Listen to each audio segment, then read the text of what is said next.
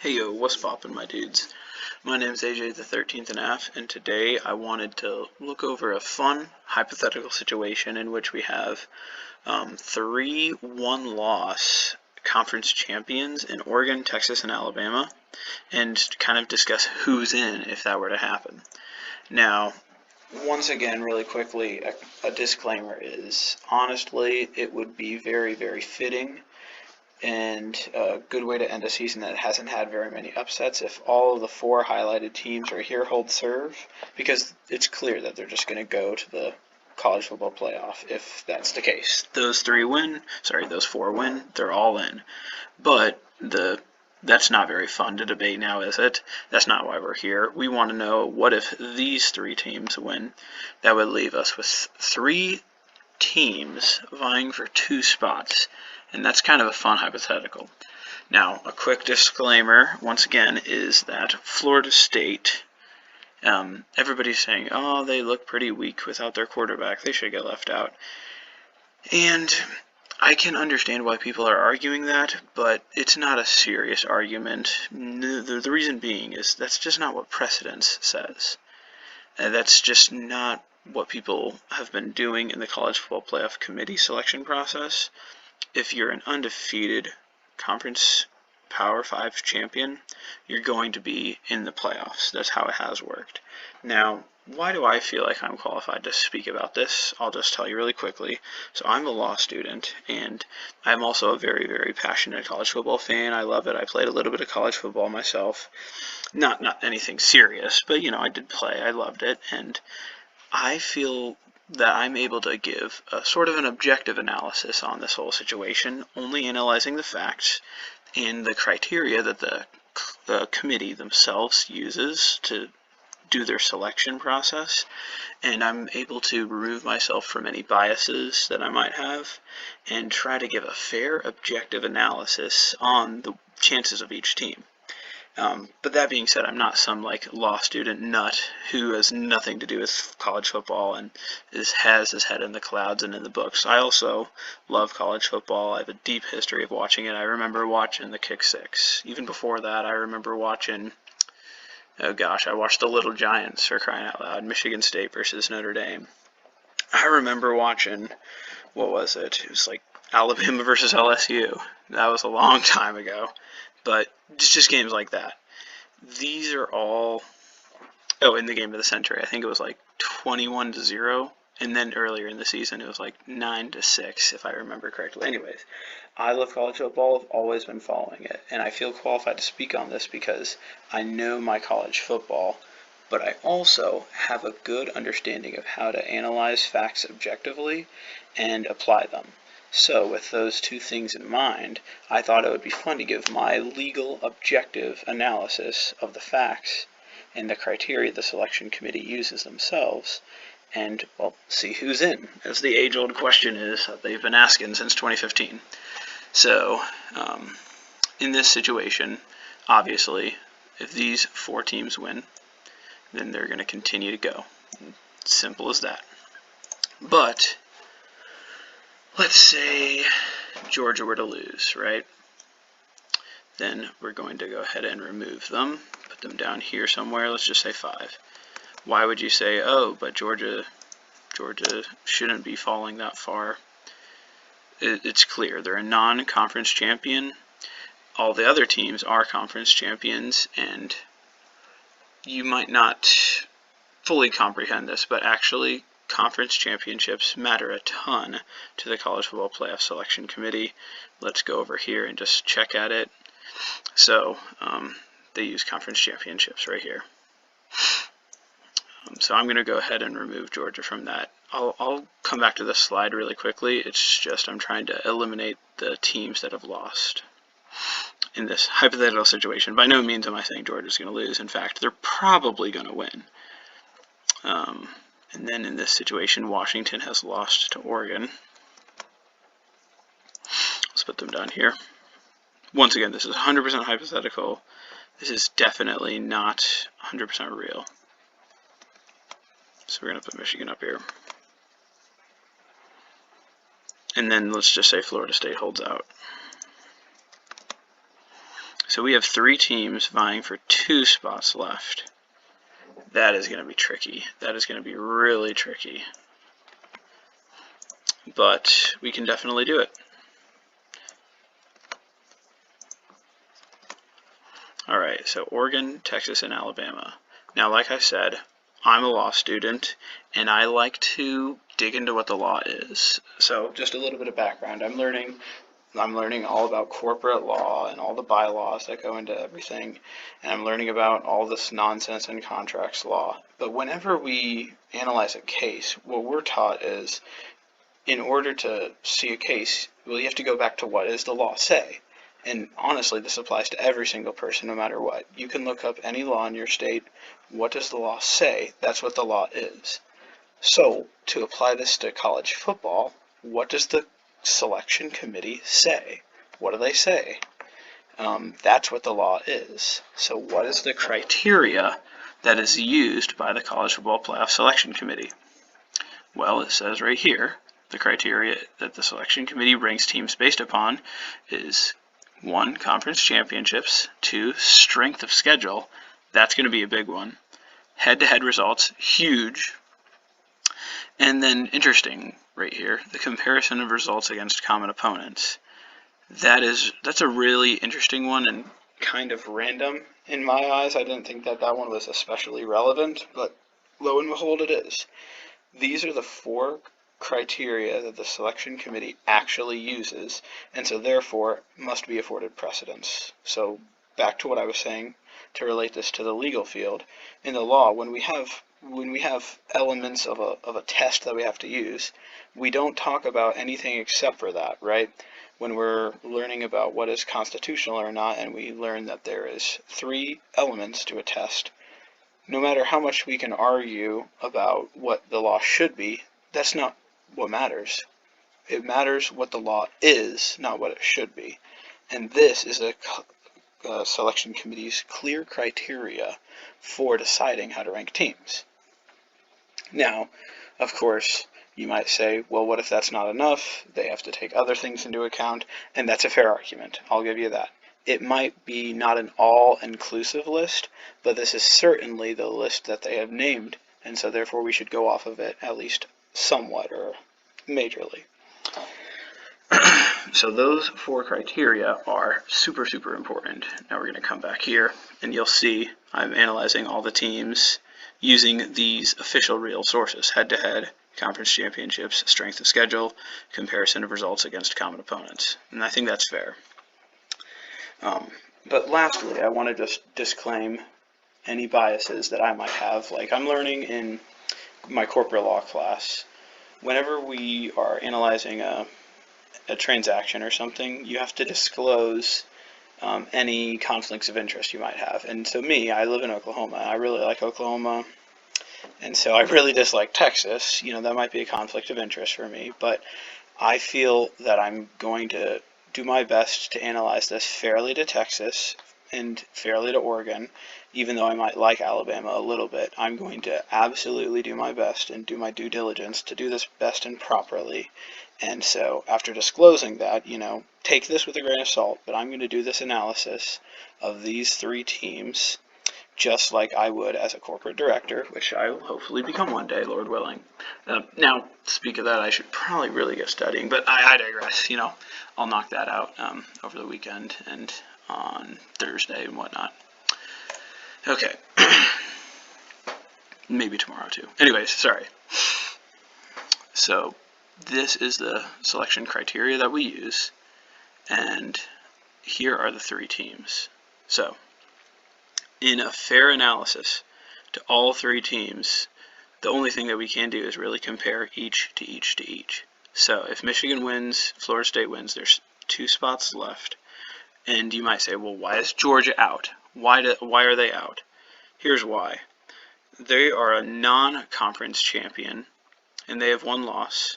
All these other teams have 1 loss as well and are a conference champion. It's as simple as that, right? I know that's crazy, you know, but they're an SEC powerhouse, you might argue. And to respond to that, you have to understand there's 3 different lines of reasoning that we have when we're analyzing the college football teams. There's logical arguments, there's objective arguments, just like precedents, like we use in the law, and then there's subjective arguments. An example of a logical argument is, what would a good example be?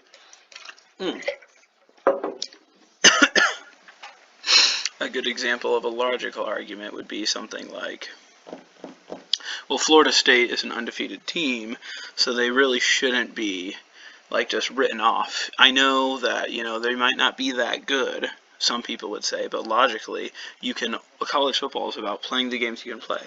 Florida State's played all the games they can play, and they've won them all. So logically, they shouldn't be excluded. That just doesn't make any sense. They couldn't have done any better. Meanwhile, Oregon, or Georgia in this case, could have done better. They could have won the games that they played.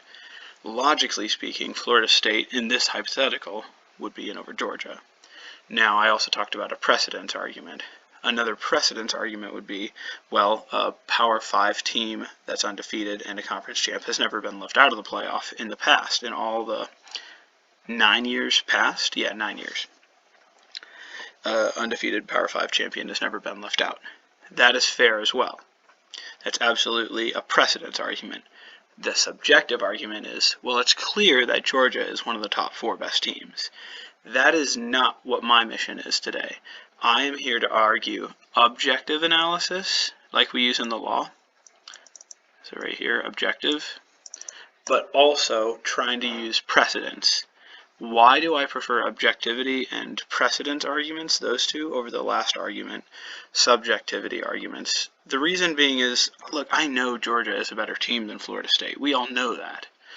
But the problem is, a subjectivity standard, what are the 4 best teams, is impossible to quantify. You can never fully lay it out. There's no criteria. It's literally just willy-nilly. If one guy thinks, man, but come on, Missouri is super good, and even though they've lost 2 close games, it's clear that they're one of the 4 best teams. There's nothing to guide his decision-making. We don't want people in the law making willy-nilly decisions. They have to be guided by clear-cut rules of law that dictate how we must act. And in this case, we don't want subjectivity. It's clear, man, Georgia's one of the 4 best teams. We want, well, did they win all their games in their conference championship? And did they have a lot of strength of schedule, things like that? Well, they did have good strength of schedule, but they didn't win all their games. They're out. Those are the arguments we want to be making. Objectively, Georgia not winning their conference championship makes them lesser than an undefeated Florida State who does win their conference championship. And further, this one might be very controversial, a Georgia who loses their conference championship and is not a conference champion, like let's say going up against a Texas who does win their conference championship, Texas is going to be over them just because they're a conference champion and Georgia is not. Now you might be saying, but once again, Georgia is clearly one of the 4 best teams, but the College Football Playoff Selection Committee uses conference championships as one of the 4 official criteria. All the other criteria are unofficial, like pretend sources. Top 25 wins, best law, strongest win. Those aren't real sources. That's not what they actually use. They use these 4 to determine. And so, we're going to stick mainly to using these 4 to determine. Georgia, if they lose their conference championship, is out. For all terms and purposes, if everybody else holds serve. If Michigan loses to Iowa and Florida State loses, Georgia could still get in. But I'm talking about if people are holding serve, Georgia's going to, unfortunately, be out. Same deal with Washington. More than likely, if everybody holds serve, Texas wins, and obviously Oregon, if they win, they're going to be over Washington, and Washington's going to get the short end of the stick. Now, the path for Georgia and Washington, Florida State and Michigan, is very clear. They win. They are in. It's not problematic. Georgia and Washington are in a much better spot than these 3 because these control their own destiny. They're looking very good. It's simple. Just win and you're in. Don't worry about it. But in this hypothetical, once again, they are not winning just for the sake of argument. I'm sure Georgia probably is a little bit better than Alabama. Now, I like Alabama, like I said, but Georgia does look very good. 29-game win streak, whatnot. And Oregon looks pretty darn good, too. They'll give Washington a run for their money, that's for sure. If not beat them outright. Honestly, a lot of people are saying that Oregon will beat Washington, but I digress. So, going back to what the law says, not what it should be, objectively it says these 4 criteria, and, logically speaking, the other line of reasoning, I think this makes sense. You can only put in people based off of the games that they've played. Head-to-head results, if they've played each other, head-to-head matters. If we're talking about putting people into a playoff, right? Well, why should we put in Michigan over Ohio State, for example? Why should we? Because Michigan played Ohio State and they beat them. They've eliminated Ohio State. They've already taken them out. That's a logical argument. Logically speaking, Michigan deserves to be in over Ohio State because they ousted them already. I think that makes a lot of sense. So if Alabama beats Georgia, Alabama is going to be above Georgia at a bare minimum. Just logic. Now, I'm getting pretty long-winded here, so I apologize. But, you're not going to be watching this long video if you weren't interested in very long analysis and whatnot, so. Okay. So, let's go ahead and just start the analysis. I think the easiest analysis, where we're using logic and we're using objectivity, the easiest analysis is Alabama versus Texas. The answer is absolutely clear. There is no reason that we play the sport other than the fact that we play the games. We play the games. Now, like I was saying, I dislike Texas a lot. But we play the games for a reason. Overwhelming victory for Texas. There is under no circumstances other than like Texas losing to Oklahoma State, that Alabama is in over Texas. Now, if Texas is number 3, Alabama could be number 4, but not over them. And we're not analyzing if Texas is a 2-loss non-conference champion. We're analyzing it if Texas is a 1-loss conference champion. And in this case, an overwhelming, astronomical victory for the Longhorns. And so, I don't know, draw a big check mark, I guess. However I draw a check mark. Big dub, how about that? W, just all-out W. Incredible victory for the Longhorns. In fact, there is no other criteria that is necessary. This is the deciding factor. It is a victory for Texas. Texas is in over Alabama no matter what. No matter what. If they're both 1-loss conference champions.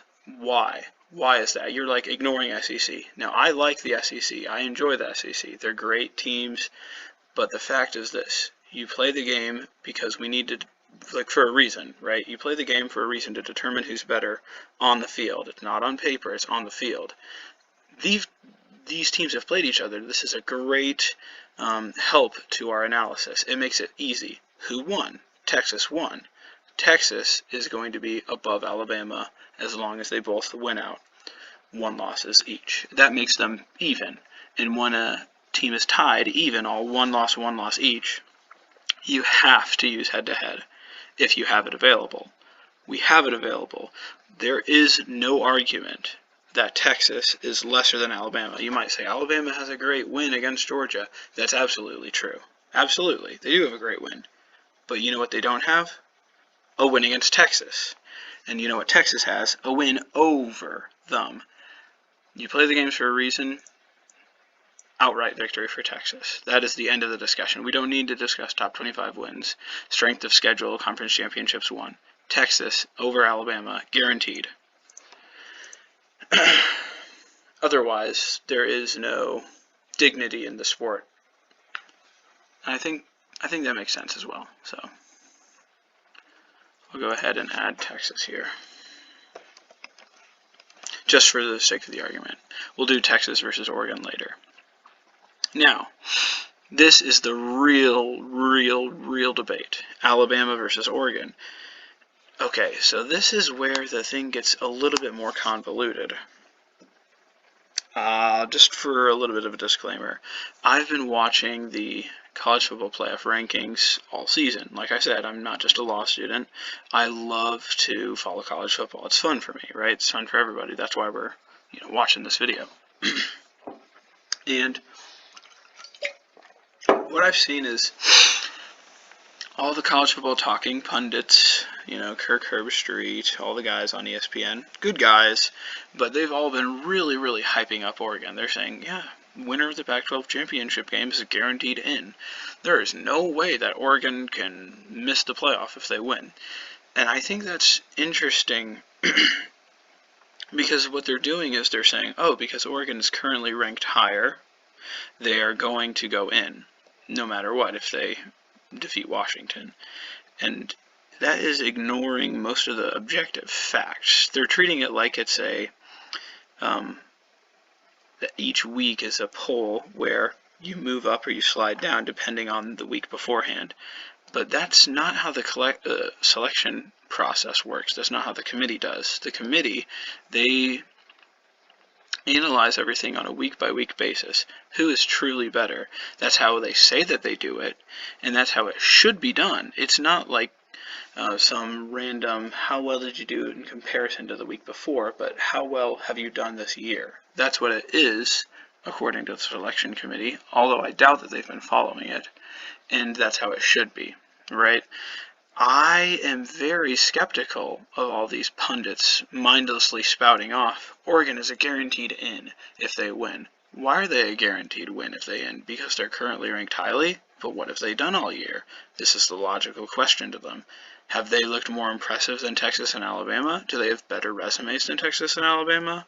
Would they, I don't know, what else can I think of? Do they have better strength of schedule? I might have already said that, sorry. What else does the committee use? Conference championships? Well, in this situation, they certainly would. Head-to-head? Well, they don't have any head-to-head. Comparison of results against common opponents? Why do all these pundits say Oregon is clearly going to be in if they win? I actually doubt that. I question that argument. That's not an argument. They're just merely saying it's clear Oregon is in if they win.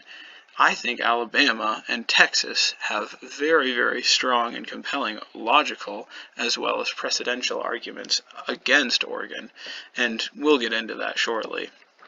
Well, in fact, right now. Why should we wait any longer? So, Alabama versus Oregon, using only facts. Once again, I'm trying to absolutely not hate on Oregon. It's not my position to do that. It's not my position to love Alabama. I just want to say who is the most deserving team to go in, who is the correct team to go in, who's the correct one, just based on the facts, objective facts. Head-to-head, they don't have one. I'm going to cross this out. Come on, what the heck? I usually use Microsoft Word. My noviceness is very apparent. Cross out function, I guess. Dang, that's pretty cringe. I don't know how to cross something out.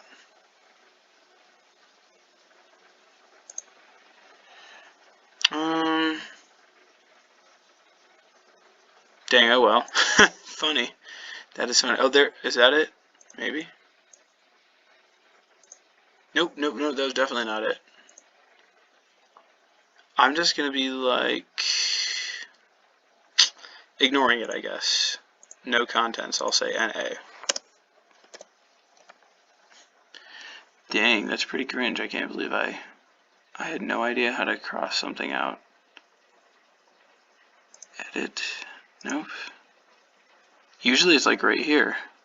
Right in between those, but oh well. Okay. I'm going to move on. So head-to-head versus Alabama and Oregon. And I've already discussed, you might be thinking if you're a casual observer of college football, oh, Oregon's number 5, Alabama's only 8. It's clear that Oregon over Alabama. But that's a very non-analytical observation. I'm not trying to dunk on people who haven't thought about it, and I'm not trying to say, I'm so much better than thou, I'm so much smarter. I'm not. I'm just an ordinary guy like you. What I'm trying to do is I'm trying to look at the facts, not assumptions and presumptions of, oh, Oregon will clearly be in. I'm trying to say, well, why should Oregon be in? I want to be skeptical and analyze things, as we all should. We should all say, well, why are things the way that they are? Why should Oregon be in over Alabama? That's a legitimate question. Just the same, why should Alabama be in over Oregon, right? This is the way that we do it. We analyze things side by side and discover who is the true person that should be in. So, head-to-head, absolutely not. And in this situation, I'll call it even, actually. Even. Head-to-head, even. Conference championships in this logical situation is also even. Strength of schedule. These are the official real sources. The law says that the selection committee ranks the teams based on conference championships, strength of schedule, head-to-head, and comparison of results against common opponents. Now, I know that last one sounds really arbitrary, but hey, it's what they use. That's what the law is, not what it should be. And so we must use it as such. So, back to strength of schedule. They use, the selection committee, wait, where did they say it? Okay, the College Football Playoff Committee retains sports source analytics to provide the statistical information for the committee's use. Okay, this platform allows the selection committee members to compare teams on every possible level. Each member evaluates the data at hand, and then the individuals produce a group decision through 7 rounds of voting. Okay, that's fair. So, we know Alabama and Oregon are tied with the conference championships won. Fair. We know that they haven't played each other head-to-head, so they're also tied. Fair. I've done the results, checking, comparison of results against common opponents, and they don't have any common opponents. It's not that hard, but just to show you I've done my due diligence. Right here, here's all of Alabama's opponents. Here's all of Oregon's opponents. They haven't played anybody that Alabama's played, and so we also don't have that data statistic. And in fact, I'll go ahead and cross this off right here. They're also even.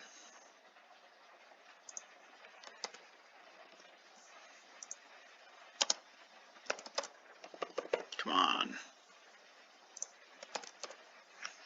Strength of schedule.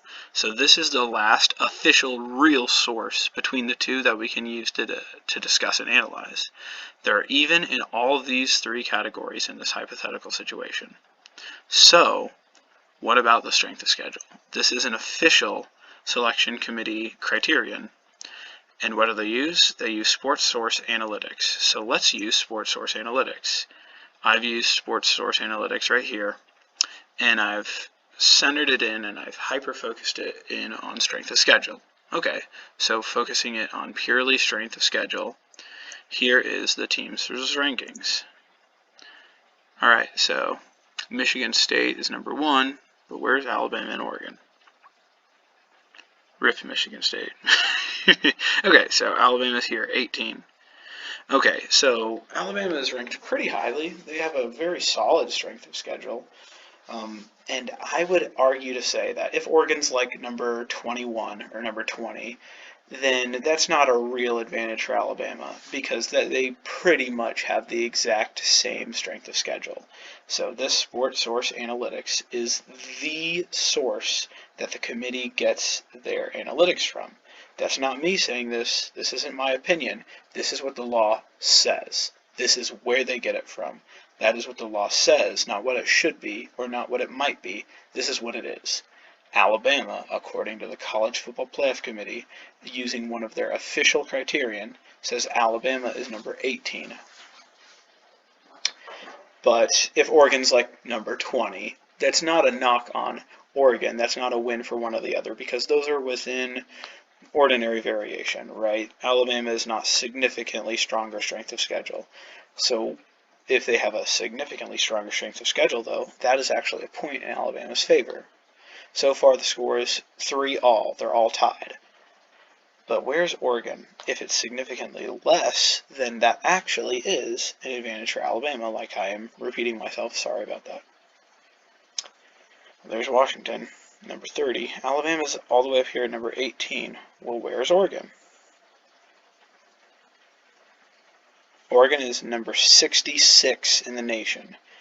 That is, I think, 38 less. No, I think that's 48 less. Well, I'm not a math major, I'm a law student, so let's pull out the calculator just to be safe. 66 minus 18, I believe that's 48. Yes, 48 less. That is an incredible amount. That is an incredible amount in favor of Alabama. I'm not the one making this up. It's not on me. It's not my subjective opinion. It's 100% the committee's objective standard. This is Sports Source Analytics for 2023, and the facts say Alabama has a 48-team stronger schedule than Oregon. This is a strong argument in favor of the Crimson Tide. Major victory for Alabama. Massive dub, as the boys say. Ferda.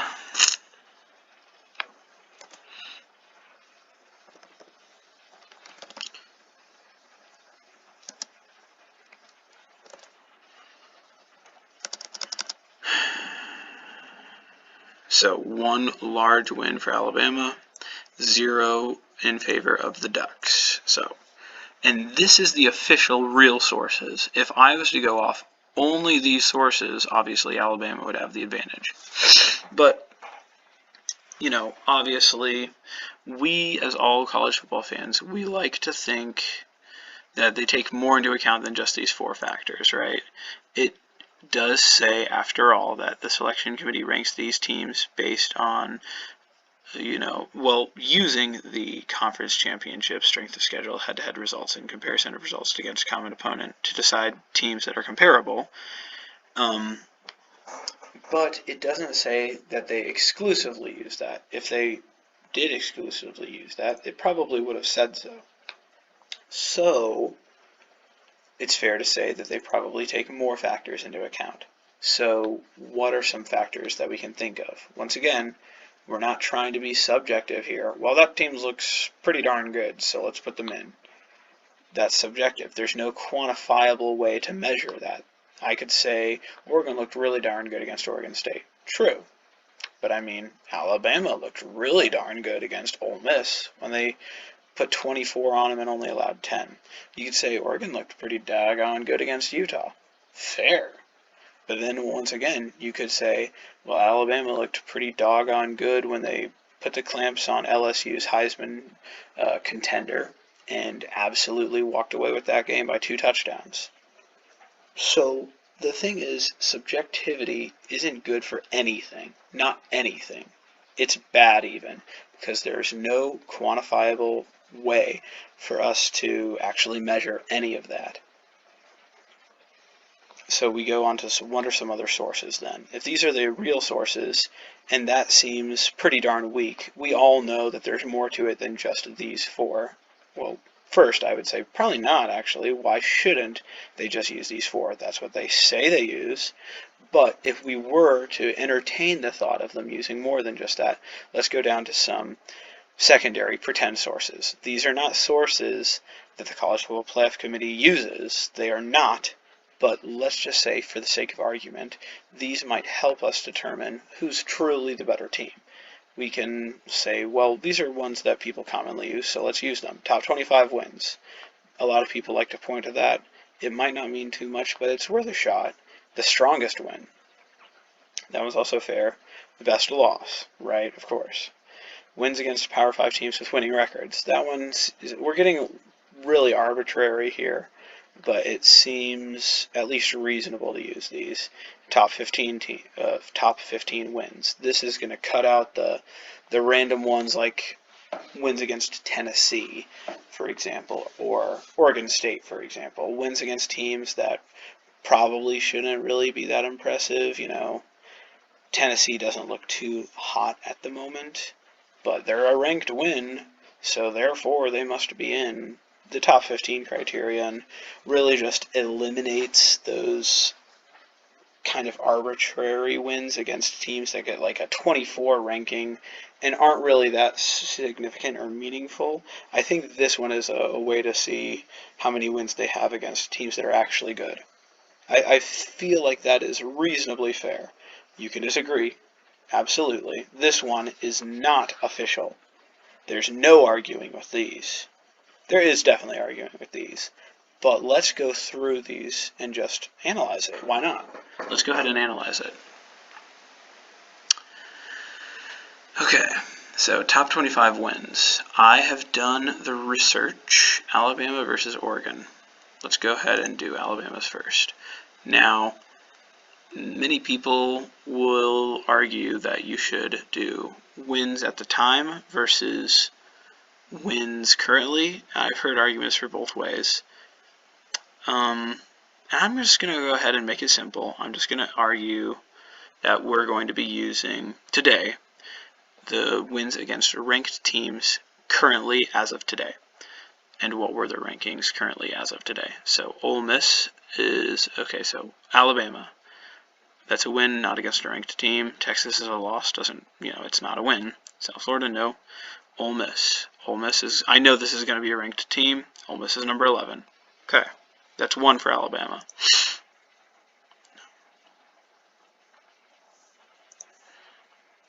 Tennessee's 21, 2 for Alabama. I already know this, I'm just walking through it for you. LSU, 3 for Alabama.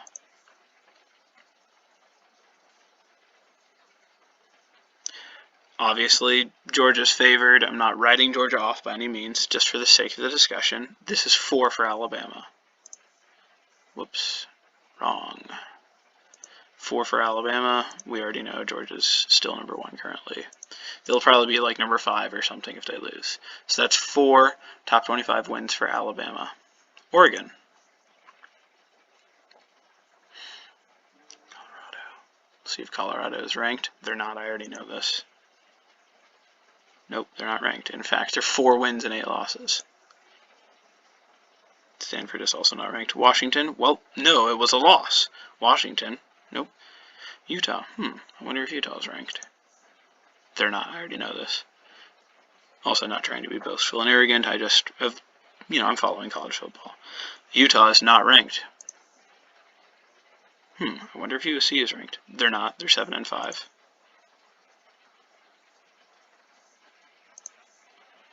Arizona State. I wonder if Arizona State's ranked. No, they're 3 wins. Oregon State. Number 20. That's 1 for Oregon.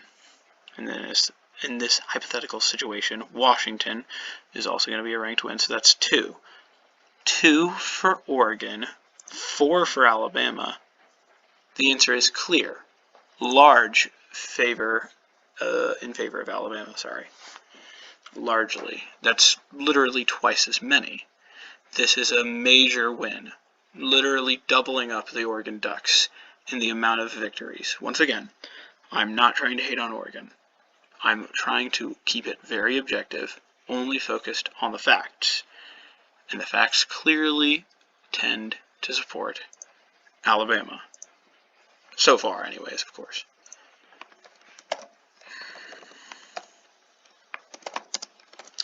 Oregon could definitely change that, but as of right now, Alabama is looking pretty good. So that's 2 massive wins. 1 amongst an actual real source, and 1 against a pretend source. 2 in favor of Alabama. Strongest win. In this hypothetical situation, Washington is the Oregon Ducks' strongest win. And Georgia is the Alabama's strongest win in this very hypothetical situation, in which very, very likely Georgia will probably win. But also not to write off Alabama. Both teams are great. It'll be a great game. Both teams are absolutely great. This one is pretty subjective, so I'm not going to rule it a strong win in favor of either program.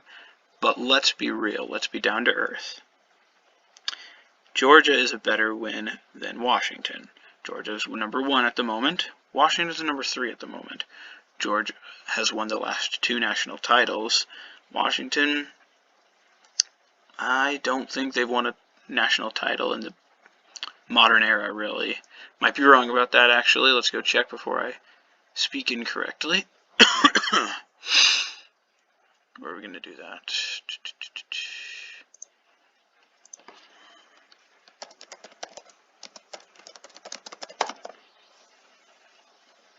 The last time they've won the national title, 1991. Okay. 1991. That's pretty darn recently. Was that the BCS era? I don't even think that was the BCS era.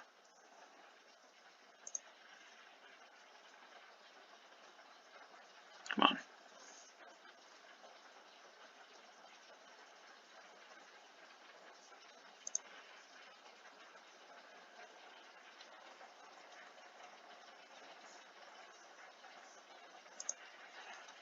Anyways, I digress. Sorry about that. Washington, it's not as good of a win as Georgia. I think that is reasonably safe to say. Washington's a good win for Oregon if they pull it off.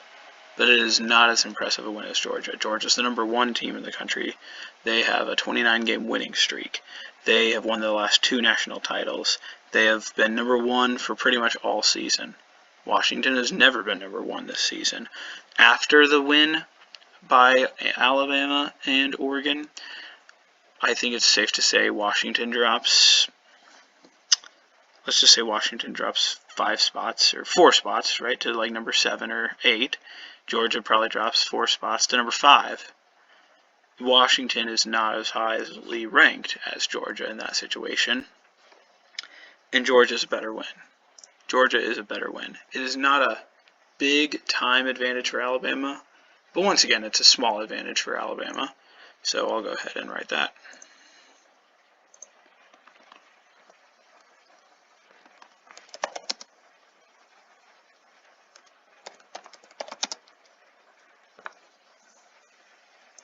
This one is not massive, but once again, the Tide are racking up the wins over Oregon. Best loss. Oregon has lost to Washington before, right? That's who they're going to lose to. And in this hypothetical situation, Washington would be, let's just say, #7 or 8 in the country, and they're a non-conference champion. That's a good loss for Oregon. That is a good loss for Oregon. But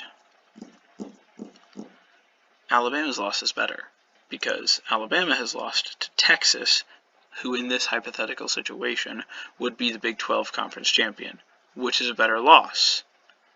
A loss to a Big 12 conference champion, or a loss who is probably, let's say, ranked to #4 at the time, at this current moment in time, a loss to #4 Big 12 champion, or a loss to #7 or #8 non-conference champion.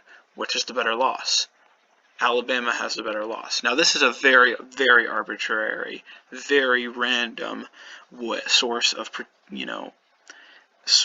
and way of defining who's better. The criteria. This is not a real criteria. I'm just walking you through all the logical arguments that one could make.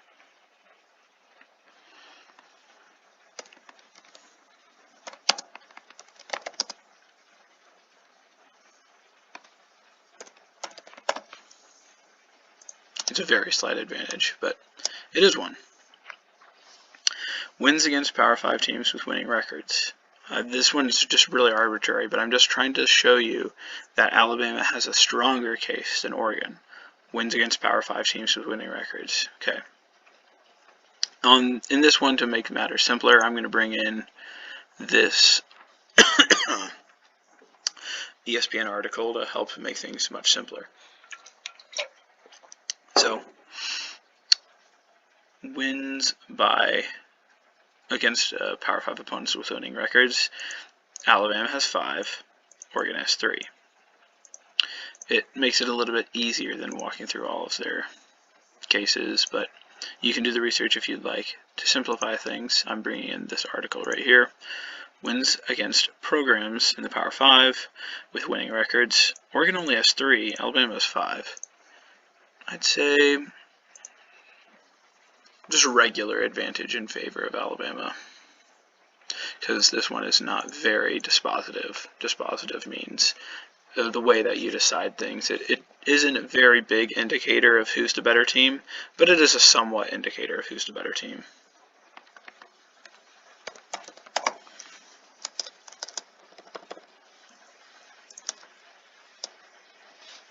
Top 15 wins. Now you might say this one is very arbitrary too. I agree with you. But you can kind of think of the reasoning behind this one. Once again, these are pretend sources. These are not actual methods that the College Football Playoff Committee uses. They use these, but there's very, very few of these criteria.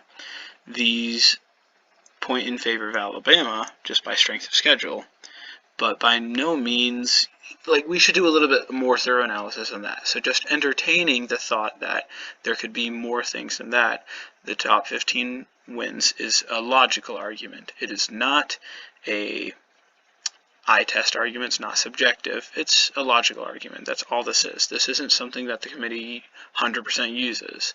In fact, it's not listed by the committee, and so it's probably not the law.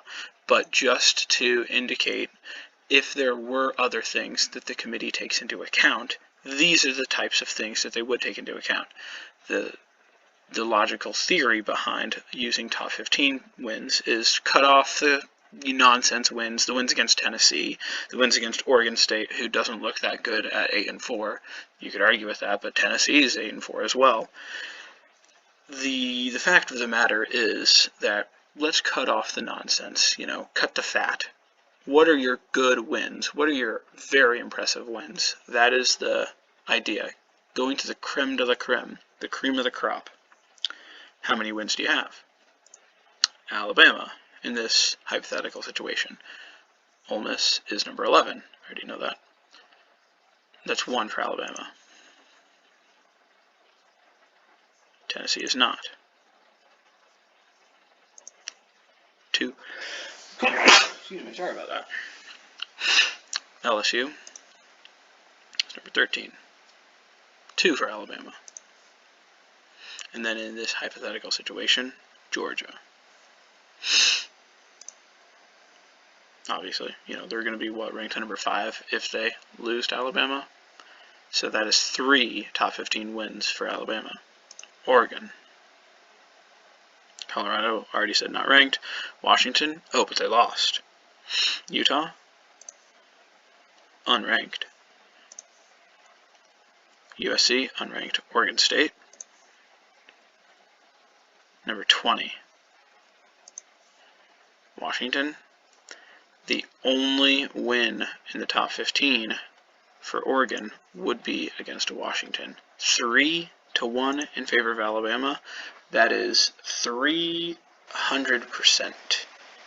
to Oregon. 300% of Oregon's win total. This is I'd say, large advantage in favor of Alabama. I would say large. I'd go so far as to say that. I'll use the word advantage. It indicates, that this is not a win over the other, but merely just tends to suggest in their favor. All the sources that I can think of, what are some other sources to think of? Strength of record, perhaps? But I wasn't really able to identify a very quantifiable source for strength of record. The facts indicate Alabama over Oregon. Objectively speaking, I'm trying to think of like a law student, and I love the law. I love discussing legal arguments. I'm learning all about basic corporate law, and I'm trying to learn as much as I can, the duties of due diligence and the duties of fiduciary duties, duty of loyalty. That's what we want as a company. We want to not only do good business, we want to do good business 100%, but it's important to do the right thing too. It's ridiculous to scheme, con people, and to go behind people's back and embezzle money. It's ridiculous to do those sorts of things. Pay off your family, get them extra perks. It's ridiculous to do those types of things. That's not what law and corporate law is about, nor should it be about that. It should be about being loyal to your company and excusing yourself when there's a conflict of interest. That is what it should be about. I'm learning all these things and I'm trying to use only objective standards in analyzing everything. I want to do the right thing, but I want to also make pragmatic decisions. Judging off of every criteria that the College Football Committee playoff uses, Alabama is superior to Oregon. They are. There is no arguing with that. Alabama superior to Oregon. And judging off of every logical argument, not just objective ones, but logical arguments, Alabama is superior to Oregon. The only advantage that Oregon has is the subjective one, the one that doesn't matter, the one that has no quantifiable way to measure it at all. Oregon looks doggone good. Yeah? Well, who've they played? No one. Well, Oregon passes the eye test. Yeah? So does Alabama.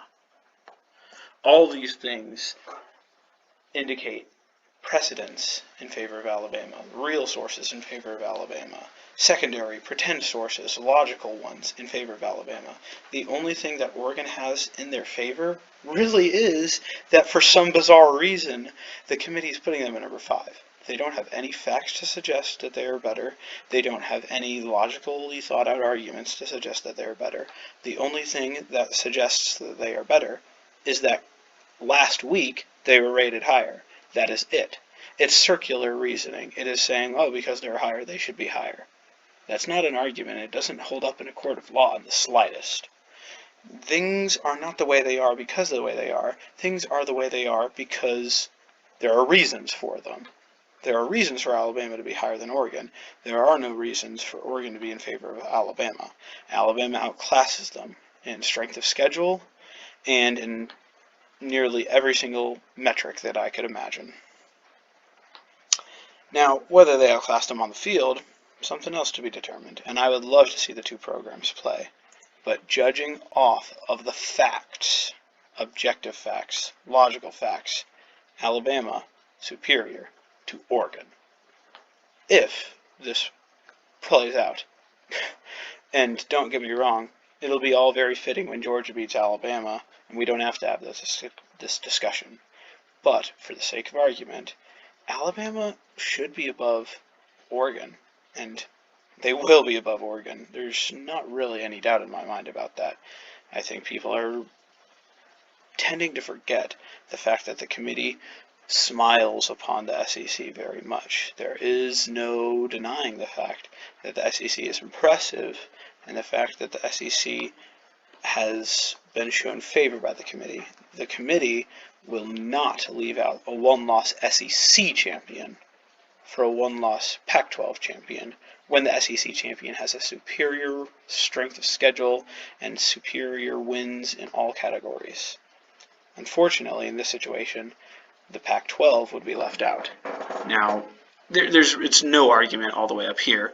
Absolutely, if Washington wins, they're in over Alabama, because, like I said in the beginning, there are things that are debatable. Oh, which one-loss team is the best? And there are things that are not debatable.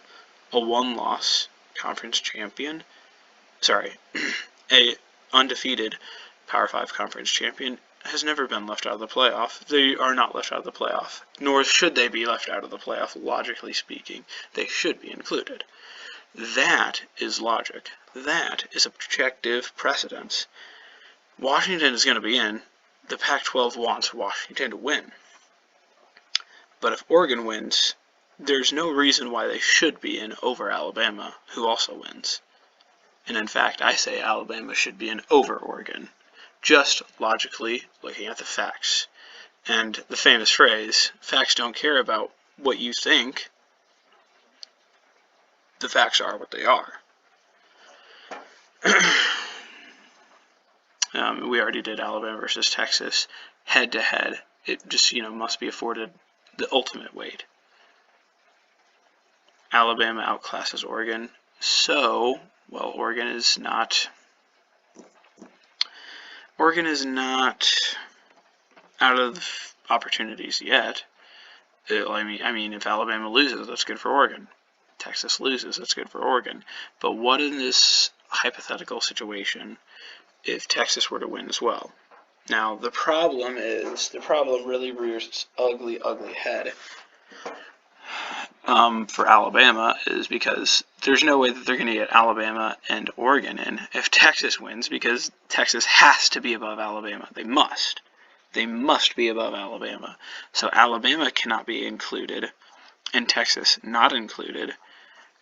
So I am leaning towards this being the situation.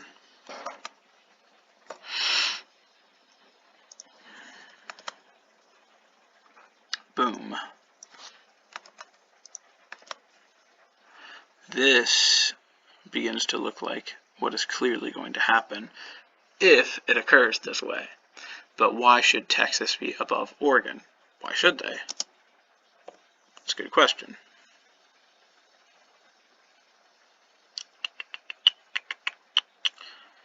Still do not know how to uncross something out, but whatever. Now, doing the analysis for Alabama versus Oregon, we're going to come down here to Texas versus Oregon.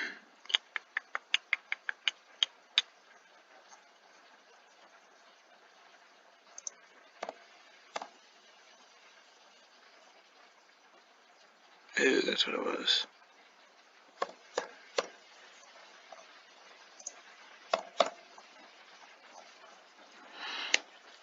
The reason why it gets so convoluted is because Alabama should be above Oregon, but Texas must be above Alabama. So where does that leave Oregon? That's the tricky thing, because what if Oregon should be above Texas? Oregon should be above Texas, but Texas must be above Alabama, but Alabama should be above Oregon. You know, it's a real conundrum, and that's kind of why I wanted to do this little analysis problem. So, Oregon versus Texas, head-to-head, they've not played.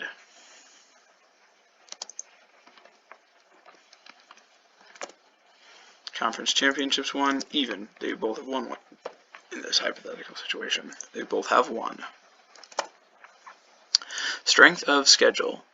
They use strength of schedule as one of the official playoff selection committee ranking tools. Strength of schedule as pertained using Sport Source Analytics. So Sport Source Analytics measured entirely for strength of schedule. Oregon, number 2 in the country. And then as you'll remember, Texas number 2 in the country, and Oregon number 66 in the country. Wow. I don't know what to say, but wow.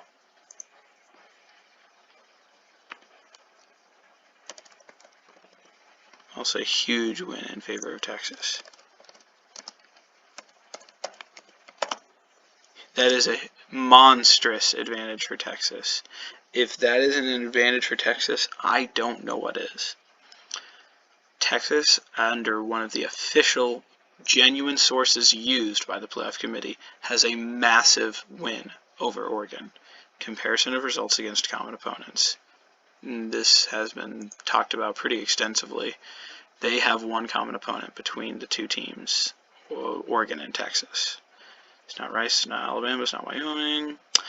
The person is Texas Tech. Texas Tech is the common opponent. Now you might be saying, this is arbitrary. Who cares how they've done against common opponents? That seems kind of random. It's not random according to what the law says. Once again, the law is not what it should be, but what it says. What the law is comparison of results against common opponents to decide among teams that are comparable. Comparable, I guess you could say also. Whatever. Texas and Oregon are clearly comparable, and one of the criterion that they use is comparison of results against common opponents. They have one common opponent. Texas Tech, 57-7 in favor of Texas, and Texas Tech against Oregon, 38-30 in favor of Oregon. So Texas won by 50 points. Oregon was losing the entire game and had a 20-point fourth quarter to take the win. Oregon seals a win on high pick six from Jeffrey Bassa. Might have pronounced that wrong, but whatever. Anyways, so it's clear that Texas has the big advantage here. Texas does have the big advantage. 50-point win against Oregon's come from behind fourth quarter win, in which they needed a pick six to stop the driving Texas Tech Raiders. Now, I know this seems arbitrary once again. This seems, well, this is silly, but this is one of the only 4 selection criterion that the playoff committee uses. I don't make the rules. I don't make the laws. I just say what they are. And the facts clearly show, using their website, that this is one of the things that they use. Now, I like it when people are able to make informed decisions. I like it when people are able to take in all the information possible and make a good decision based on that. That is what corporate law is really all about. That's what I'm learning, right? In order to make a good decision, you have to be informed properly. You have to be fully informed of all the material information. And I want people to be informed, right?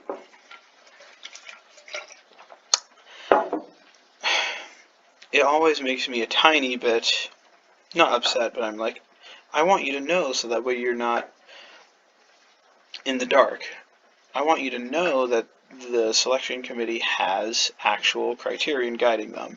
It's not like there's just some committee that's arbitrarily, randomly deciding. They have a website with the rules that they use. They have guidelines for dictating how they make decisions. They have a structure by which they do their votes. You know, they vote in 7 different rounds, ranking the teams into little classes, a listing step, a ranking step, down here. And this is how they do the committee, right? It might seem tough. It might seem tough to understand, but when you do research and you find out what the actual processes look like, then you know a little bit more and you're able to comprehend it a little bit better. That's what I like about learning the law. It might seem big and scary in the courtroom and, oh my goodness, I wonder what's going to happen. I wonder how they do these things. But if you're able to do some research and look up the statutes, you can actually see what the laws say, and that's a good thing. Now, that's very simplified. You have to do a lot more research. You have to analyze all the different cases that come out interpreting the law, but in general, you're able to actually go and find out. It's not some mysterious courtroom. It's genuinely trying to be transparent as best as it can. You go and look up what the statute, which is the law on the issue, is, and you'll be able to use the uniform jury instructions, which in the state of Oklahoma at least, is how a lot of decisions are made based on those jury instructions. That's essentially the closest thing to what the law really is on the issue. In the same way for college football, you don't need to say, man, I wonder what the selection committee is doing.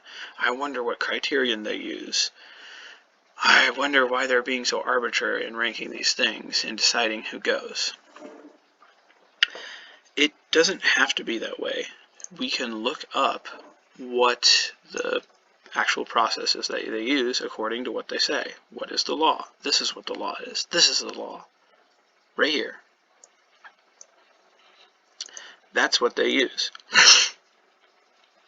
And from that, we can see what they actually do. We can make an informed understanding.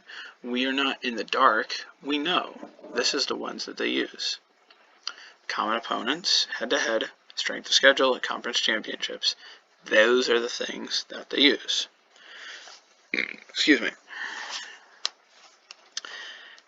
And when you know what goes on behind the scenes, you're able to be not so much in the dark.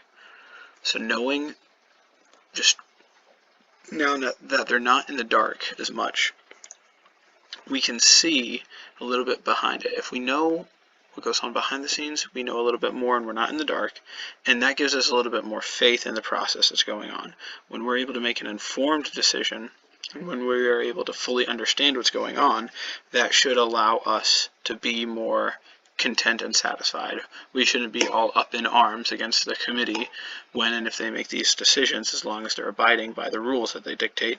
They're not hiding in a room trying to arbitrarily do things willy-nilly. They have laid out guidelines that we can follow, and that's good. It's very good. And so following these laid out guidelines, unfortunately for Oregon fans, the advantage is massively in favor of Texas, and I mean massively. But, as I've always been saying in this video, a lot of people, they're not happy when, to just stop at that, they say, of course they use these 4 criteria, the selection committee does, but that's not an all-inclusive, exhaustive, all-encompassing list. I guess what would another word for that be? Exhaustive list?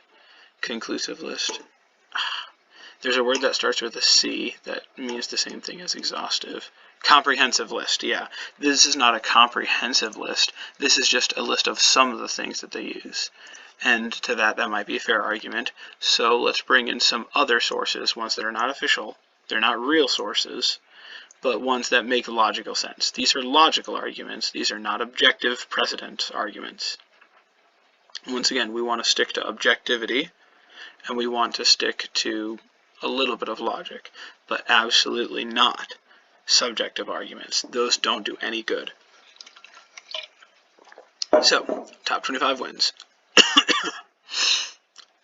And yeah, you might attack this metric. It doesn't seem very good, but I digress. We don't have a lot to play with here in the secondary. Not binding, but informative, persuasive sources. Things that are not forcing us to make a decision based off of like these, but can help persuade us in our decision making. Top 25 wins. Texas, Alabama. Are they still ranked in the top 25? Oh, look, there they are, yeah. Yes, okay, so Alabama, Kansas. I know they're not ranked, but yeah, they're not ranked. Okay.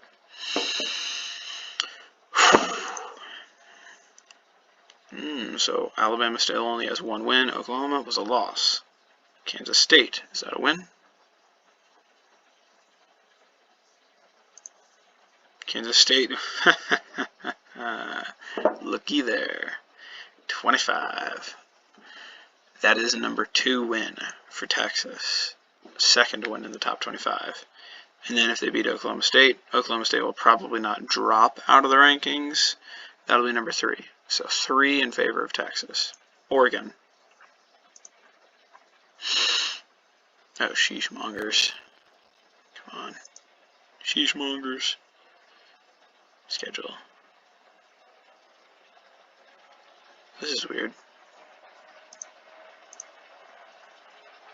Team schedule, yeah, here we go. Nope. Nope. Nope. Ooh, is Colorado ranked? I wonder if they're ranked. They're not ranked. Washington, oh, nope, it was a loss. Washington State, nope, not ranked. Oh, I wonder if Utah's ranked. No, they're not ranked. I've actually already done this analysis earlier in the video, so I'm just going to skip ahead. Oregon State's their only ranked win, 1, and then Washington would be their second ranked win, so that's 2. 2 to 3. 3 ranked wins in favor of Texas, 2 in favor of Oregon. Advantage is I'd say that's not a massive advantage. It is an advantage, though, in favor of the Longhorns, or the freaking Shorthorns, as I would say, because I dislike them, but I'm trying to be objective and non-biased, as every single corporate person should. You know, it's not only about doing good business, but it's about doing what's right. I believe that. You might disagree, but I want to do that in my life anyways, and I always will. I'll always do the right thing no matter what, because, you know, that's what we should do as people. Advantage.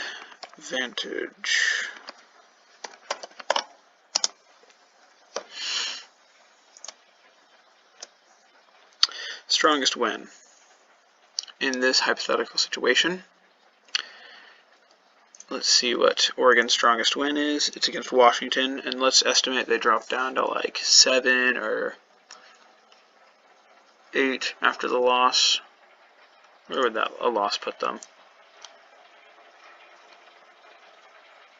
A loss would put them underneath Georgia, probably above Ohio State though. So yeah, Washington would be 7, and Alabama would be like, you know, up here or whatever, 4 or 5 with Oregon.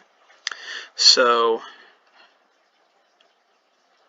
which is the more impressive win? Washington, which is a non-conference champion, number 7, or Alabama, which is the SEC champion, and like number 4 or 5.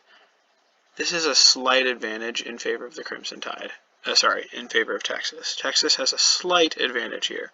They're both great wins. 1-loss Washington versus 1-loss Alabama. They're both wins, and I've seen some people argue it's when Oregon defeats Washington, if they do, that would be avenging their earlier loss, and that kind of makes them status quo. Like it returns them to the form they were before they lost to Washington. Well, I know that's an impressive win, but it's still not as impressive as beating the SEC champion, beating a non-conference champion, Washington. Hey, I don't make the facts, I just state them. I'll give it a slight advantage though, because that's pretty slight advantage. I think it is safe to argue. I would say, objectively speaking, that's a slight advantage in favor of the Longhorns. Alabama, SEC champ, is above a non-conference champ, Washington. Best loss. Oregon's losses to Washington, number 7 Washington, let's say, well not there, but I'm talking about like in this hypothetical situation, or Washington team would probably be like around number 7. And Texas's loss is to, let's see,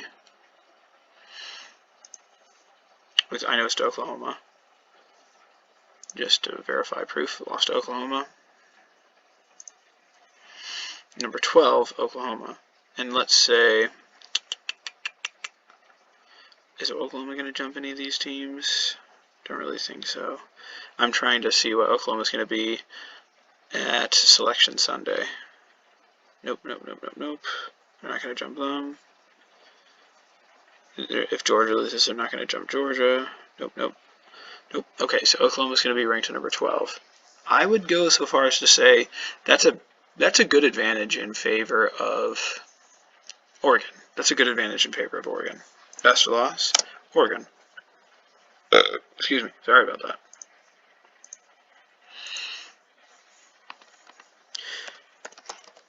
Now, I'm not going to go so far as to say it's a massive, huge advantage. That is an advantage. It is. But the number 12 team in the country in a massive rivalry game, one of the biggest in the entire country, Red River rivalry, Red River shootout. That's huge game. State Fair of Texas, City of Dallas. Things are going wild. Literally anything can happen. Some people say it's the best in the nation. It's an incredible rivalry game. Rivalry games, the records go out the window. Now, at this time, Oklahoma was pretty good too, and I mean, they still are good. So this is a respectable loss. Oregon's is more respectable of a loss. Oregon has a better loss.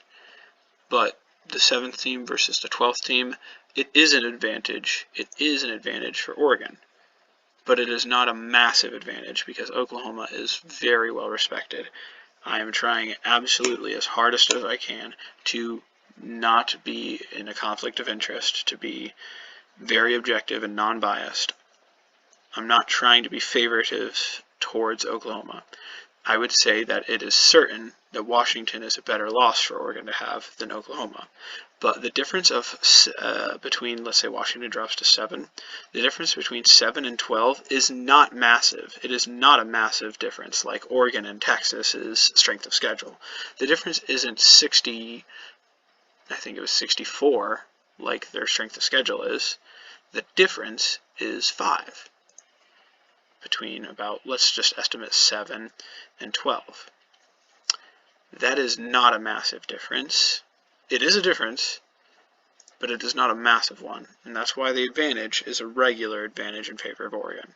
So Texas has huge advantages in the official real sources, two slight advantages and one slight advantage, one regular advantage, and the secondary pretend made-up sources, and one advantage for Oregon in the secondary pretend made-up sources. Wins against Power 5 teams with winning records. Well, in this one I'm going to also just skip the analysis. I'm just going to look at the conclusions. Wins versus Power 5 opponents with winning records. Texas has 4. Oregon has 3. That's just a difference of 1. That is a, trying to think, I think that's a 25% higher rate. Not exactly sure. No, I don't think that's 25. I think that's like 33% higher rate. I digress. I think that's a slight advantage. I wouldn't say like that is a gigantic advantage. I think that I'd say that's a slight advantage.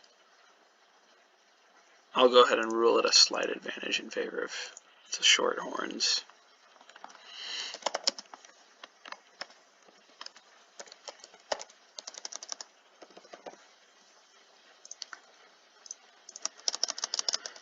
Okay, top 15 wins. We already know the analysis. Oregon is going to have 1 to Texas's 1 there.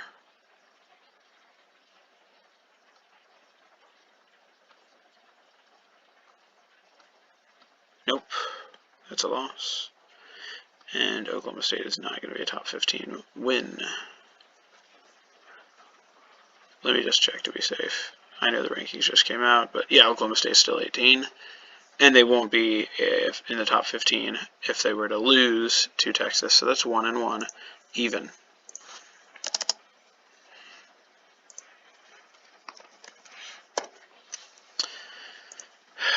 And that's really it. I can't think of any others, any other major ones,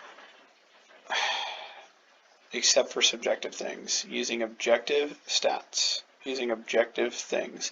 The actual law that the committee themselves says is a real official source. The advantage is to Texas. And using secondary made-up sources, the advantage is barely to Texas, barely. You might be saying, well, this seems arbitrary. Shouldn't we just be putting the best teams in?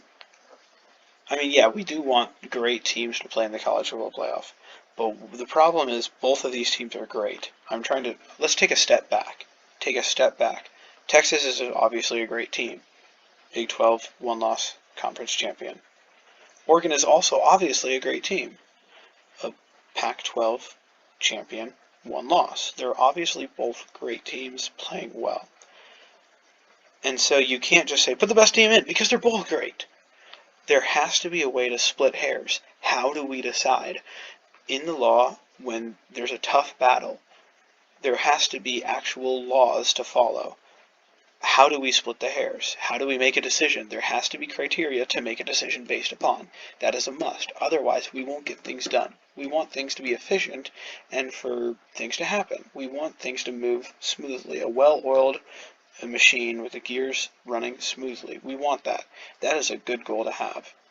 And in this case, too, on our college football playoff, we want things to happen properly and we want things to get done. So the question is, you can't just use this, I would even go so far as to say foolhardy, put the 4 best teams in decision making, because that's not a criteria to make a decision based on. How do you measure the 4 best teams? There is no way to measure the 4 best teams. How do you measure the teams that should be in? We need a way to do it. And so we use these official, real sources, the actual laws that the committee themselves that the committee themselves say to us. That is how we should measure it, because otherwise there is no way to determine who should be in. In order to determine anything, there has to be a way to measure it and make that decision based upon. This is fair. When you're running a business, how do you measure whether a business venture is good or not? You measure it based on its profit. You know, that business is losing money. This business over here is profiting money. This is the one that we should take. Right. What if they're both profiting? Take the one that's profiting more. What if they're both profiting? One is profiting slightly more, but the other is easier to run because it takes less hours to run. Well, if it is only one less hour to run, you would probably work 1 hour more and take the business venture that makes more money. But if it requires 10 hours a week more to make that one business venture, it's probably not worth it. It's a measuring of the risks versus the rewards. There's the criteria, the profits and the risks versus rewards ratio for businesses, for doing rules of law. Let's say, what's a good area of law that I like? Contracts law. For contracts, let's just say for any contract, you need 3 elements: offer, acceptance, consideration, right? Those are the 3 rules of law that you need. And if you don't have them, then there is no contract. If you do have them, then there is a contract, depending on exceptions and whatnot. But I digress, right? There is the criteria to make the decision based upon. What other things can you make a decision based upon? Let's just say grading in school, right? The teacher says, well, how many questions did you get right? How many questions did you get wrong? Did you hit all of the elements in your essay? Did you mention all 3 main points? Did you have a good intro? Did you have a good closing? And did you have a good counterpoint analysis paragraph? If you had all of them, you're going to score higher than a person who didn't have all of those points. That's just how it works. And college football is the same way. We want, and in fact we need, there has to be a way to measure things. These are the ways that the committee has told us that they're going to measure things. And when you take a step back, look at only the facts alone. 1, 2, 3, and then let's say both of these together is 4. 4-1. Texas is in over Oregon. Texas is in over Alabama, for crying out loud. They have the head-to-head win. I'm going to conclude this video essay, I guess you could say. The predicament is very interesting because Texas must be in over Alabama, but Texas probably should be in over Oregon, but it's not that it must be. So you could switch Oregon in for Alabama if you want, and you could maybe switch Oregon in for Texas, but you're not going to switch Oregon in for Texas and leave Alabama out. So let's put it like this. It could be Alabama instead of Oregon. Sorry, it could be Oregon instead of Alabama, just logically speaking, but it could not be Alabama instead of Texas. This cannot happen. This situation right here, impossible. This will not happen. That is impossible. This is not in the realm of possibility. Nope, it is not possible. If Alabama in, then Texas must be in. But what is the more likely scenario? If Texas is in, then Alabama is probably in because they have a stronger everything than Oregon. But this is possible. This is very possible, and I would say this is most likely situation. But this is also possible. This is possible. This is possible, but it should not be. Why should it not be? Because Alabama is superior to Oregon in every aspect, shape of the facts that I could find. Every single one. Every single data point and statistic, Alabama is superior to Oregon. The only part where Oregon is superior is, oh, it passes the eye test! Oh my goodness, it passes the eye test! What does that mean? What is the eye test? Was Oregon passing the eye test when they blew out Oregon State? Sure. But Alabama was passing the eye test when they blew out Ole Miss. But what about when they blew out Utah? Well, Alabama was passing the eye test when they absolutely shut down a Heisman contender and picked him off to change the entire game and won by 2 entire touchdowns. But what about Alabama not passing the eye test when they barely won the Iron Bowl? Well, Oregon didn't pass the eye test when they barely won to Texas Tech. You see, eye test is not a real metric. Eye test is not a real metric that games can be quantifiably measured by. It can't be. It isn't. The only real things that we have are these 4. Advantage Alabama. According to their data points and statistics. It's not mine. It's not my data points and statistics. It's theirs. And in fact, if we want to do another one, just a random, I just looked up the first thing that I could find. The Power Rankings Guru. This is obviously not a real, verifiable, reputable strength of schedule site, but let's just see it. Let's just see it. Even this one says Texas and Alabama, 1 and number 17, greatly higher than Oregon, number 59. The real one says Texas 2, Alabama 18, Oregon 66. This is the one, Sports Source Analytics. This is the literal one they use. The CFP retains Sports Source Analytics to provide the statistical information for the committee's use. This is the official site. So, according to only the statistics, Alabama has a large win. And according to the pretend made a one up statistics, Alabama has very large wins. It is a real conundrum because if Alabama, then Texas must. But if Texas does not mean then Alabama, this is a great predicament. However, Alabama should be in over Oregon based on these quantifiable metrics.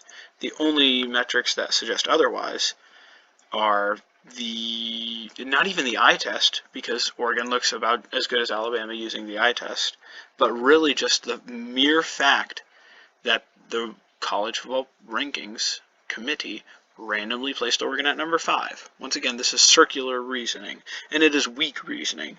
Oregon should be number 5 because they are ranked number 5. That's the only metric that is in favor of Oregon. Oregon should be ranked higher than Alabama because they are ranked higher than Alabama the week prior. It's just circular reasoning. It doesn't actually give a logical answer. Alabama should be ranked higher than Oregon because they have Alabama should be ranked higher than Oregon because they have a much harder strength of schedule, because they have far more top 25 wins, because they have a better, strongest win, because they have a better loss. Alabama should be in over Oregon because they have more wins against Power 5 teams with winning records. Alabama should be in over Oregon because they have more top 15 wins. Oregon should be in because they were ranked higher last week. This isn't an argument, and I absolutely discredit that. The rankings are, according to the committee, analyzed on a case-by-case, week-by-week interpretation. It's not something that rolls over from the last week.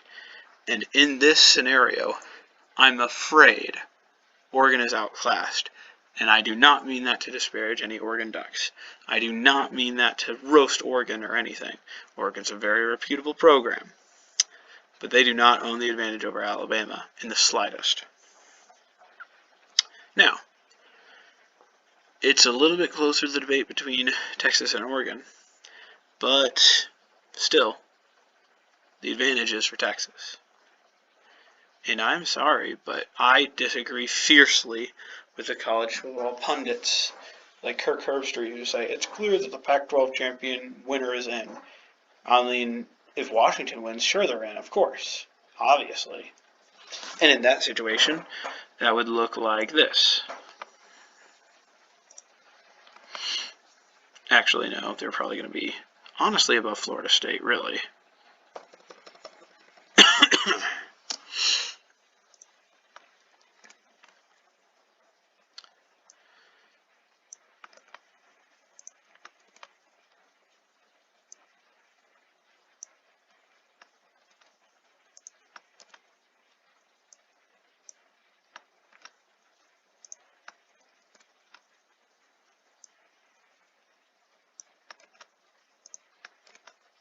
And honestly, Oregon would be ranked underneath Ohio State, of course.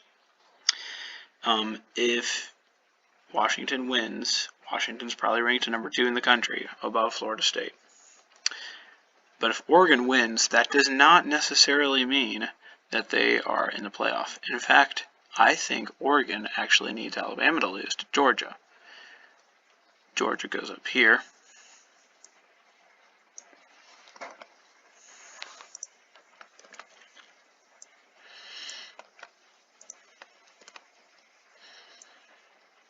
And then in this instance, Washington loses to Oregon.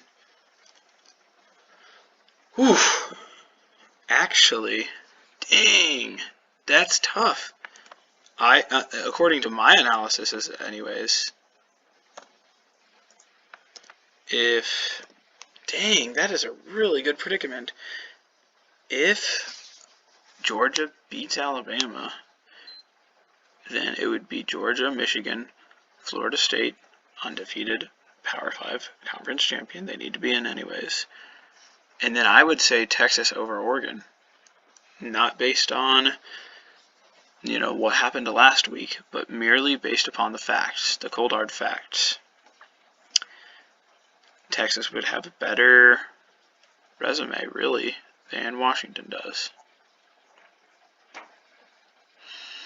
According to this, anyways.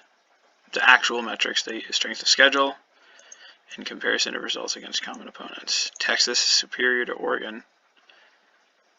Well, in this situation, the factors change a little bit. They change a little bit because Oregon's best win would be one loss, non-Power 5 conference champion Washington, whereas Texas's best win would be 2-loss Alabama. Not really that impressive, so we have to change it around a little bit. Actually, quite a bit. This is an important difference. So let's run the analysis if Alabama loses and Texas and Oregon are battling it out. I'd say is that a strong advantage in favor of Oregon? Alabama would probably drop to like number 8, I'd say. What? Wait, hold on. How can they drop to number 8? They already are number 8. Because Missouri's not passing Alabama if they lose. Penn State's not passing Alabama. Neither is Ole Miss, neither is Oklahoma. Honestly, Alabama, according to this metric, doesn't drop if they lose. However, 2-loss Alabama is definitely not better than Washington. Yeah. So, a win against number 8 Alabama is not better than a win against number 6 Washington or number 7 Washington. I would say that is an advantage in favor of Oregon, but not a massive advantage in favor of Oregon.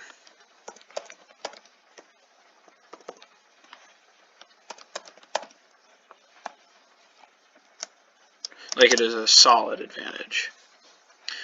Wins against Power 5 teams with winning records. Still Texas, barely in front of Oregon. So that one remains. Top 15 wins. Well, Alabama's still going to be in the top 15, so that's still going to be even.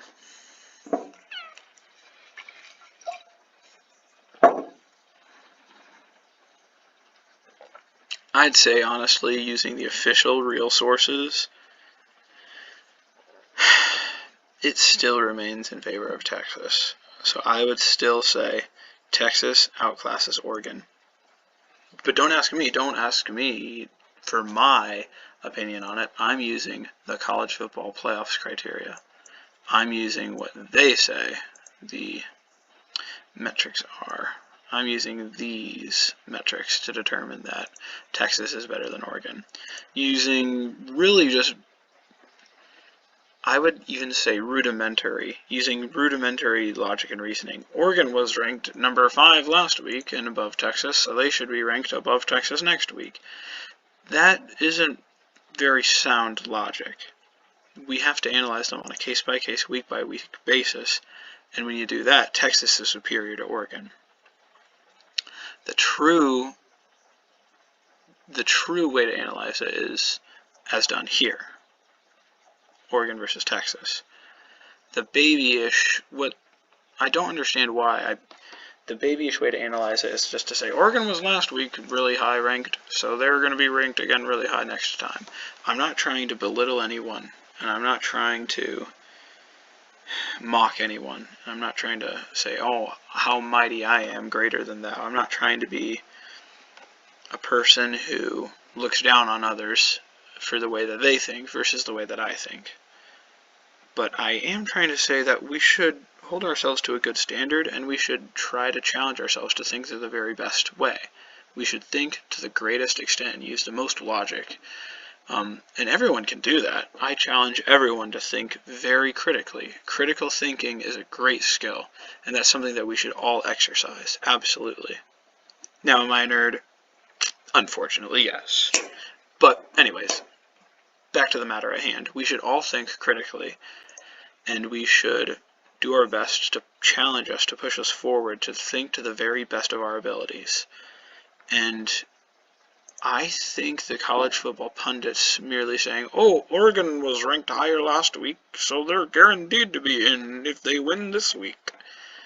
I think that that's all childish. I don't think that that's critically thinking about the matter at hand in the slightest. I don't think that that's actually taking into account all the different factors and actually reasonably thinking, what would the reasonable man do in this situation? The reasonable man in this situation would put Texas over Oregon. That is a favorite of lawyers. We love to talk about what would the reasonable man do. What would the reasonably prudent man do is one of our favorite examples. The reasonably prudent man wouldn't freaking drink and drive, so therefore when he gets into an accident, he was clearly doing a violation of his duty, so that's going to be a lawsuit, right?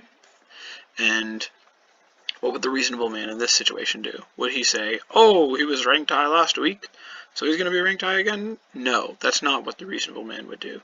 The reasonable man would look at all of the data and all of the statistics and determine, well, who's actually better. It doesn't actually look like who is better on the eye test or some subjective, impossible to measure standard, but what about the actual data points and statistics? I just thought of one that the eye test could actually be quantified under. It would be game control. So let's look up that. Let's just look up that. Game control rankings, college football.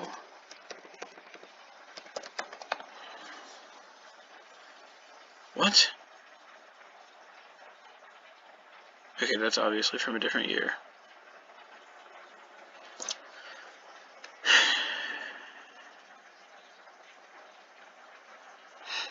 Year 2023, Oregon versus Texas.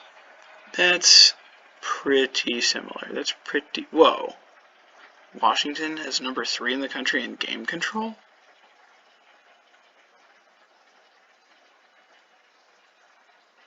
How is that possible? Game control. No, they're number 6 in the country in game control. Number 3 in the country for that. Where's Alabama? Alabama's 9 in the country versus Oregon's 3. Texas is 2 in the country. Ohio State's 4 in the country. Florida State's not a lot of game control. I guess you could use game control as a method to do it, but Oregon's 3 versus Texas's 2. That's in favor of the Longhorns. Alabama's 9 against Oregon's 3. That is an advantage for Oregon, but it's a slight one. It is not like some astronomical difference. They're both in the top 10. Let's cut to the chase. They're both in the top 10 of game control. Excuse me, sorry. And that, that really isn't, that's not really that much. A game control difference of them both being in the top 10 and the difference being 6 is a slight advantage. It's not a major advantage. And I believe clearly that the majority of the advantages are in favor of Alabama. Because, in the alternative, if Alabama played the schedule the Oregon Ducks did, they would also probably be number 1 in the country in game control. would Alabama defeat Washington? Well, that's a good question. Most people would say absolutely. But, I'm not here to speculate. I'm not here to do subjective arguing. That is an absolute maybe. Nobody knows. And that's not what I'm going to argue. I wonder who's in the lowest game control.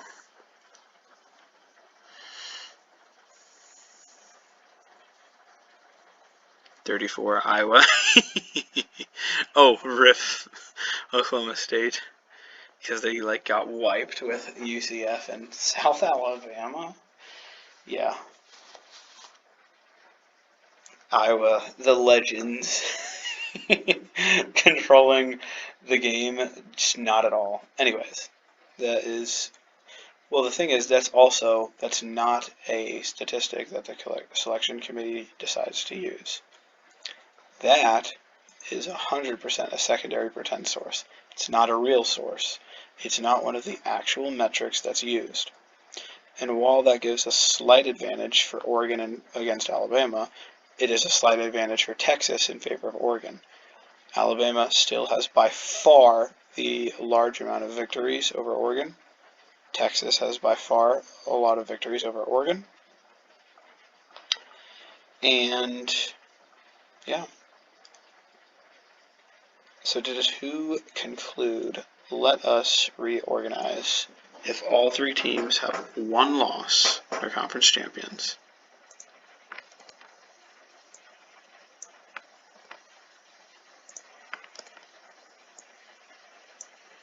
Let's put Michigan up here. They're the number one. And you might hate this, but Florida State being an undefeated conference champion is going to be up there. Texas and Alabama, that's a good debate, but Texas, once again, has to be over Alabama. Alabama, using the metrics that we have from the committee, is superior to Oregon. And this is the way it looks, actually. And in all honesty, Washington's probably number 8 underneath Ohio State. So yes, this is as good of an objective analysis of one-loss teams still in contention that I can use. If 2 spots were available to the 3 teams, and those are the resumes that we had to work with, the facts say Texas and Alabama, not Oregon, by all metrics of the College Football Playoff Committee. This is what the law says, not what it should be. This is what the law is. And that's all there is to it, really. The really only argument for Oregon is that they passed the eye test and other subjective arguments, but that's not the question. That's not what the playoff committee uses, according to their own statements, and that's not what I use as a student of the law who really enjoys kind of making these objective arguments. That's not what I do. I want to say, Your Honor, this is what the law is, and this is the decision that we must make as a result of it. I really enjoy the types of things that I learn, and I'm really passionate about the law, as is very evidenced by this entire discussion. I like to think like a lawyer, right? I want to help make my community a better place, make it a more efficient place for business, but to also do the right thing, treat people with dignity and respect, make them fair deals and not swindle them, and to provide for my family and really just provide for the needy with the money that I make, give back to the poor and be contributing to society. That's what it's really all about, right? To do what you do for the best that you can, and I want to give God the glory for that, right? This is how I think, and this is how the committee thinks objectively. The objective analysis, right? They might not be thinking, oh, we want to give back to the community or whatever, but they do want to think objectively. They might not be thinking like, oh, I want to provide for my family, it's a little bit different, but the purpose is you think objectively when you need to make decisions. You think objectively when you have difficult conversations, because there must be objective criteria for determining such decisions.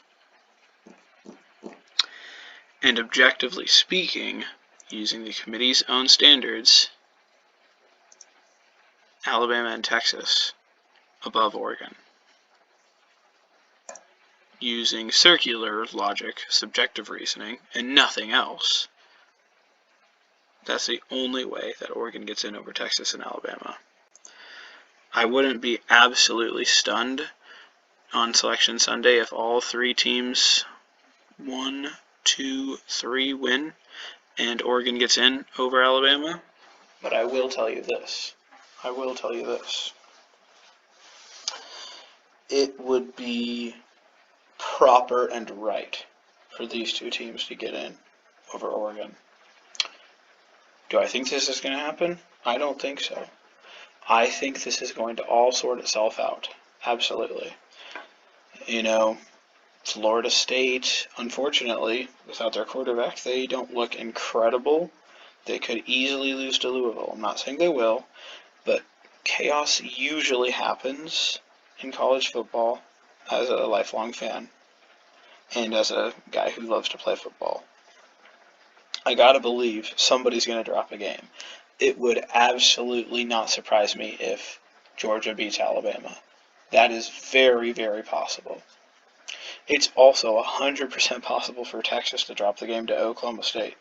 That is very, very possible. In fact, I would be not shocked in the slightest. Texas has a very, very interesting reputation for losing games randomly to weird opponents, and they've been flirting with disaster all season. And in the alternative, if Washington wins, that makes it super, super easy. Washington is in over Texas and Alabama, and Texas is in over Alabama. It's very, very simple. Washington would simply be 3, Texas would be number 4. And unfortunately for Texas, obviously, if everybody holds serve, Texas just doesn't get in. Georgia wins, Georgia's in. Michigan 2, Florida State 3, or honestly, Washington 3, and Florida State 4. That's how that would work. But in this whole situation, I think the answer is clearly this. So that is my analysis of things as a law student. I think I've talked about this for nearly 2 hours, and I am going to get going to get some more studying in. Study a little bit of basic corporate law, as you've heard me talk about and ramble on for honestly quite some time. I'm studying all about the business judgment rule, a little bit about mergers and acquisitions. Oh, the entire fairness doctrine. Absolutely. I love learning about that stuff. And let me think. Oh, I'm trying to study for short swing profits as well. Insider trading, stuff like that. But yeah. Short swing profits, insider trading, and duties to disclose, like disclosure and fairness, things like that. Kind of like what I was talking about. An informed decision is a good decision. And, that's what I'm learning about in corporate law. And honestly, an informed decision is the closest to the right decision that we can make. The law's goal is to make the right thing happen. And we might not be able to make the right thing happen all the time. And in fact, when it doesn't happen, we should call it out. And that's wrong. That is wrong when a bad thing happens. But we have to have a method to try to get the right thing to happen the most. And that's why we have all these duties to disclose, disclosure and fairness, right? We're trying to effectuate the right thing to happen as most as we can. So yeah. The reasoning is like this. If you can disclose all material information to a voter, like a shareholder, and the shareholders all vote on it, then that's the closest thing to the right thing that can happen. We can't force it to happen all the time, but if everybody knows all the facts and they decide to vote a certain way anyways, well then that is probably how it should have gone, It wasn't like somebody got frauded. It wasn't like somebody got tricked or duped. They knew everything that they needed to know, and they made a decision. That's business. That's just seizing the opportunity that they have and making a choice and going with it. That's good business, and that's what corporate law is about. We want to do the right thing, but we want to do so efficiently. And and I don't know why I'm rambling about my exam. Anyways, you can tell that I like and enjoy corporate law, not because, it's the most important thing in the world, but because it is something that I can use to help better society. And I'm going to. I'm going to make my community a better place and serve others, always. Now, anyways, you've heard me try to analyze the college football interesting situation if all three teams, Oregon, Alabama, and Texas, all finish with one loss. And this is really all I have to say about it. If Alabama is in, then Texas must be in. But if Texas is in, that does not mean that Alabama must be in. Now, Alabama, I believe, is superior to Oregon. However, it would not surprise me to see Oregon in, just based on the rudimentary thinking of people in the college football playoff committee or people in the college football community. They think, because they were good last week, they must be good this week. I think that there has to be more logic and facts than that. But unfortunately, we live in an imperfect world, and we have flawed decision makers.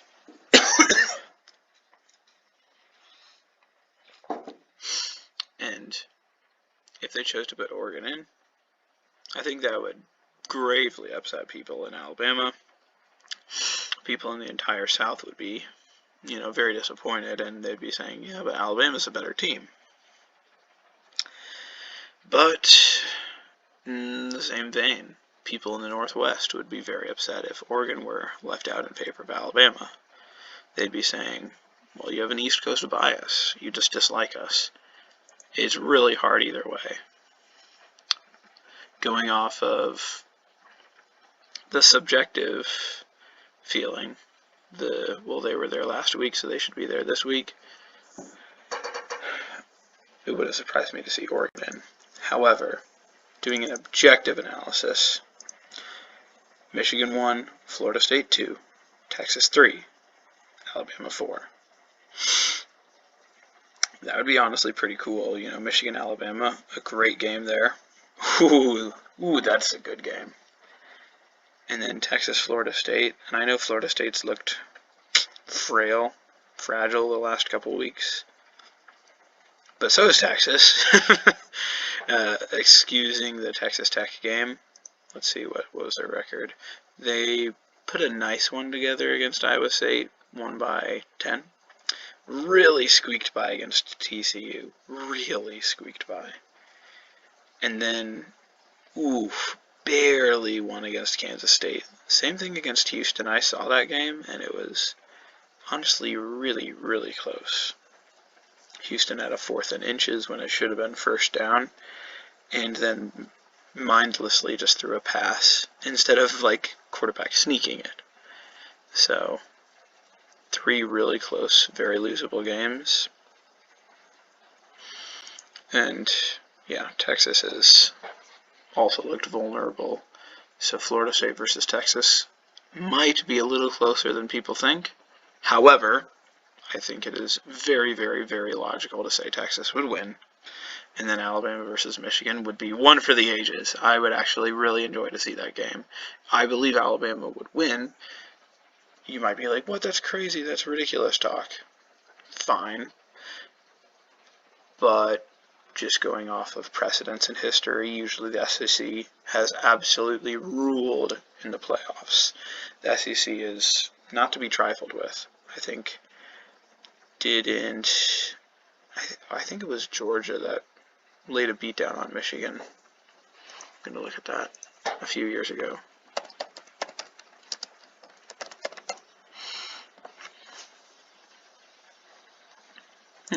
What was that? Okay, Michigan State won.